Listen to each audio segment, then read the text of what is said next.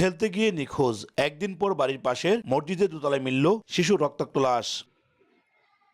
রোববার সকালে ব্রাহ্মণবাড়িয়া সরাইলের হাবলিপাড়া মসজিদের দ্বিতীয় তলায় 9 বছর বয়সী শিশু মাইমুনা আক্তার ময়না রক্তাক্ত মরদেহ দেখতে পান এলাকাবাসী। খবর পেয়ে লাশ উদ্ধার করে পুলিশ ও সেনাবাহিনী। ময়না স্বজনরা জানান, শনিবার দুপুরে বাড়ি থেকে খেলতে বের হয়ে আর ঘরে ফিরেনি ময়না। কোথাও খুঁজে না পেয়ে গভীর রাতে সরাইল থানায় জিডি করা হয়। ময়নাকে ধর্ষণের পর হত্যার অভিযোগ করে জড়িতদের দৃষ্টান্তমূলক শাস্তি দাবি তাদের। মসজিদের মধ্যে লক্স করছি বিচারছি, সারা বাড়ির বড় যত সবকিছু বিচারিয়া আমরা রাত 11টার মধ্যে 12টার মধ্যে বিচারছি, পাইনি। আরো তো মেয়েরা আছে, কিন্তু হেরার তো নিরাপত্তা দরকার।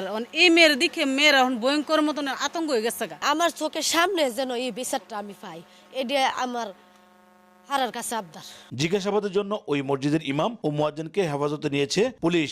ঘটনাটি পরিকল্পিত হত্যাকাণ্ড বলে প্রাথমিকভাবে ধারণা করছে পুলিশ। ময়নাতদন্তের পর মৃত্যুর কারণ জানা যাবে বলে জানান সংশ্লিষ্ট কর্মকর্তা। আলামত আমরা যেটুকু পর্যন্ত পেয়েছি তা পুরোপুরিভাবে সাপোর্ট করে না যে এটা র্যাপ, তবে হতে পারে। আমাদের আরও বিভিন্ন ইউনিট আসতেছে, আমাদের ক্রাইম সিন ইউনিটও আসতেছে। তারা আসার পরে আরও এই বিষয়ে বিস্তারিত জানা যাবে। আর ফাইনালি পোস্টমর্টম করলে পরে জানা যাবে প্রকৃতপক্ষে এটা rape with murder with rape কিনা। স্থানীয় একটি মাদ্রাসার ইবতেদায়ী বিভাগে পড়াশোনা করত শিশু ময়না।